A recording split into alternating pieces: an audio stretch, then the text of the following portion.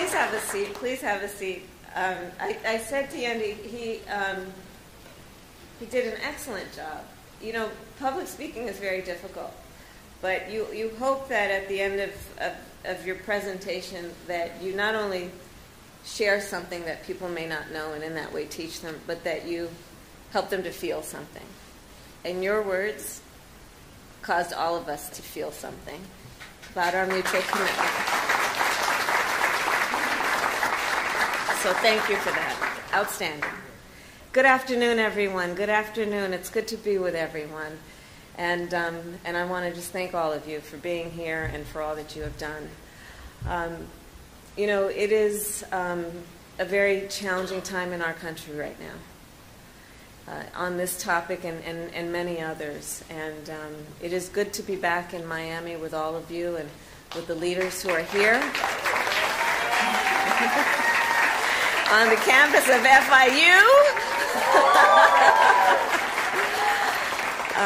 to discuss a very important topic. And I particularly want to thank the members of our administration, the leaders who have been doing extraordinary work on this subject. Secretary Alejandro Mayorkas, NOAA, yes? NOAA Administrator Rick Spinyard, and FEMA Administrator Deanne Criswell. Thank you all. Thank you. I also want to thank the members of Congress who are here. We have Congresswoman Frederica Wilson, who is here, and Congresswoman Sheila Sherfilis McCormick, who is here. They were kind enough to meet me on the tarmac as we arrived this afternoon, so thank you. And I also want to thank the local officials who are here, including the Mayor of Miami Beach, Dan Gelber. And to everyone, thank you for your leadership, and thank you for your hard work. So for years, our nation and many of us have discussed, have lamented, have talked about the threat of climate change. For years, we debated the potential impact that climate change could have on our communities, on our country, and our world. And today, we know the impact. If folks weren't clear about it before, just watch the evening news and see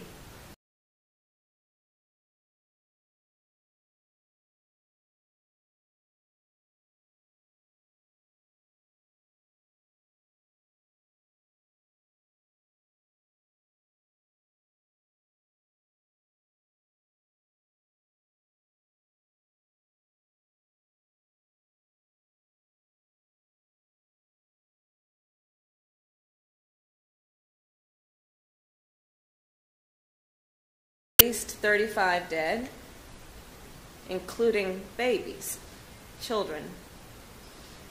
As has been reported, 4 children from one family.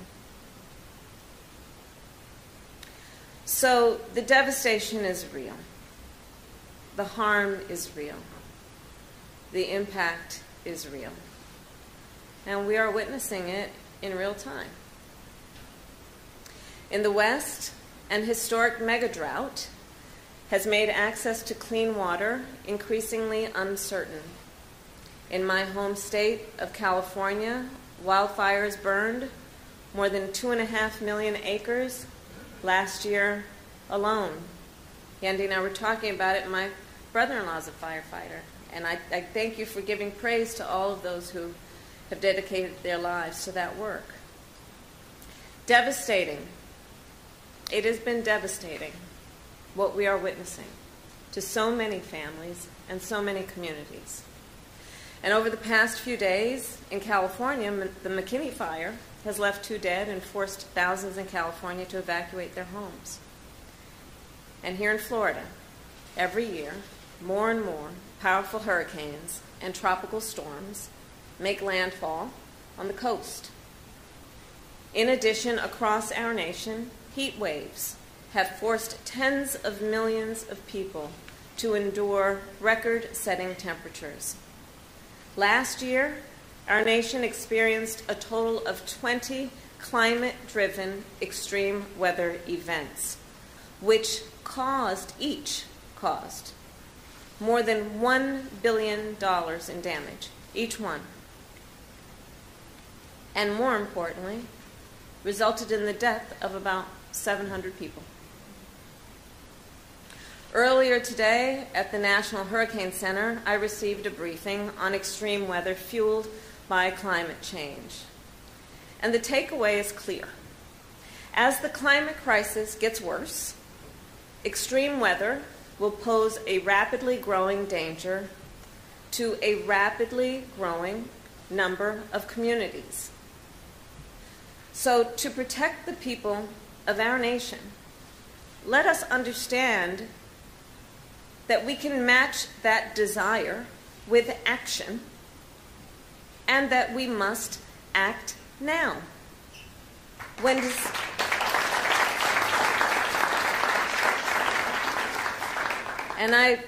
And I can tell you, President Joe Biden and I, we understand that when disaster strikes anywhere in America, we have a duty to act. And I think we all know here, we all as leaders certainly have the capacity to act. To provide support and resources has been a goal and a priority for our community, but for our administration, so that we can respond and recover and rebuild when disaster hits certain communities. The President and I also have a duty to act not only after disaster strikes, but before disaster strikes, and that is why we are here today.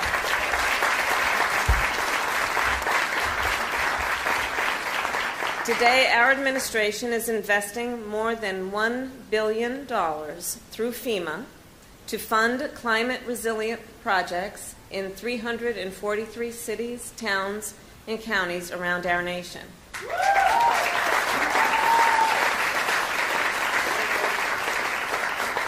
And here's how it works. So local governments apply for these grants. They tell us which projects would be most impactful. And together then, we build those projects.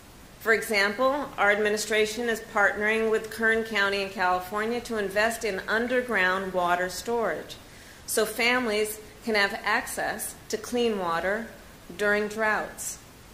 We are partnering with Austin, Texas to upgrade Austin's power grid so that homes and businesses and houses of worship can keep on the electricity during summer heat and winter storms.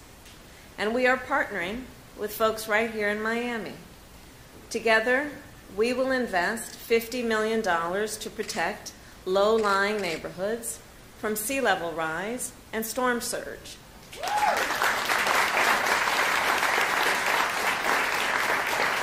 All of these projects will create good jobs and good union jobs in our communities. And these projects will also strengthen our economy by preventing billions of dollars of damage from extreme weather. This $1 billion investment is double what our administration did last year. And as President Biden recently announced, next year we will be doubling that investment once again to more than $2 billion.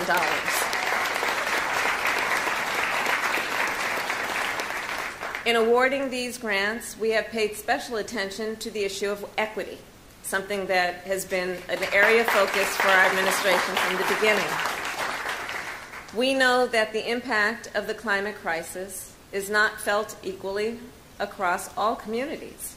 Consider, heat waves pose a greater threat to people who don't have air conditioning or who work in high heat workplaces, such as warehouses or farm fields. Emergency evacuations are often more difficult for people with disabilities. For example, people who use wheelchairs or people who are visually impaired. And emergency evacuations can also be more difficult for folks who travel with sick or aging family members, such as a child who might require constant medical attention. And low-income communities, including rural communities, often do not have the resources, that are needed to invest in resilience or to rebuild after disaster has struck. The climate crisis has exposed and intensified generations of economic and environmental inequities that have been present in communities across our nation. And our administration remains committed to addressing those inequities through environmental justice.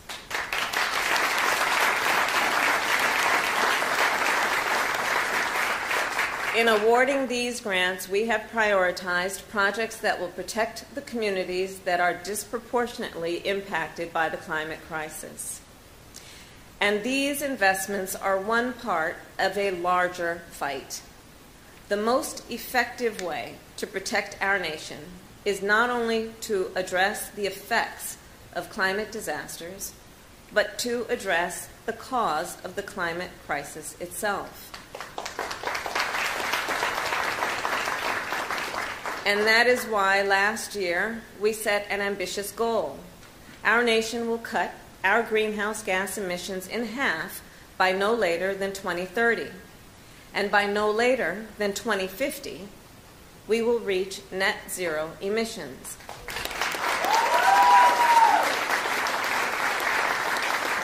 Some say that is an ambitious goal. I say it is doable. It is doable. Think about it. The transportation sector is our nation's single largest source of greenhouse gas emissions. So, to address that, we have invested tens of billions of dollars to put more electric vehicles on the road. In fact, when I was in the United States Senate, we were able to do the work of saying that we should focus on the issue of electric school buses. And I was proud to introduce the first piece of legislation to electrify our nation's fleet of school buses to that end. And the transition is now underway. For example, in Miami-Dade County, public schools will soon have 50 electric school buses on the roads.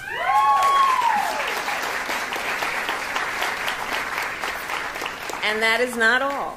Our administration has also invested $65 billion into the electric grid and transmission infrastructure for our nation. So, to build thousands of miles of new resilient transmission lines. And in that way, we can move clean energy from where it is created to where it is needed. It is literally about the transportation of energy. So think from a wind farm in Iowa to a suburb in Chicago, or from a solar farm in Nevada to a family farm in Missouri. How exciting is that?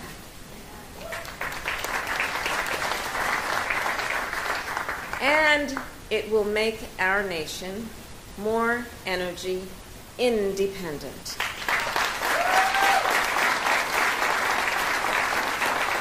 And it will lower electricity bills for millions of working families. So these investments are an important step forward, and our nation will soon take another great step forward in our fight against the climate crisis. President Biden and I strongly support the agreement announced last week by Leader Schumer and Senator Manchin. In addition to lowering the cost of health care and prescription drugs for millions of Americans, this agreement will invest nearly $370 billion in clean energy, zero-emission vehicles, environmental justice, and more. This is an historic opportunity to advance our fight against the climate crisis. And so, Congress, we ask that you pass it immediately.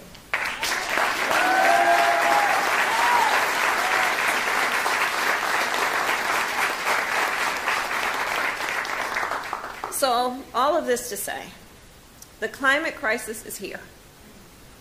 It has arrived, and we are experiencing it in real time. And we have the ability, dare I say the responsibility, to take urgent action to protect the people of our nation. And again, we all have a role to play. So Miami, I know that you know the urgency of this moment. You are living it every day. And your voice is so important on this issue. If we act now, and we act together, we can protect our communities from the disasters that we are witnessing. We can tackle the climate crisis and make sure all people can breathe clean air, drink clean water, and have access to clean energy. We can build a more sustainable future. We can do this. We can build a more equitable future. It's within our power. And we can build a more resilient future. That's within our sights. And in the process, yes, we will create millions of good jobs in the clean energy economy.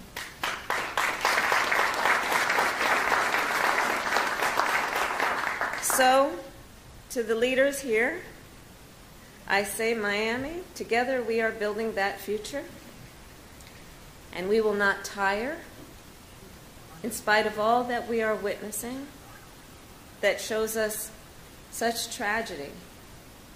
I know that while we send our prayers and our love, we also, with each day, renew our commitment to the urgency of now and the ability that we have collectively, all of us in it together, to do something about it.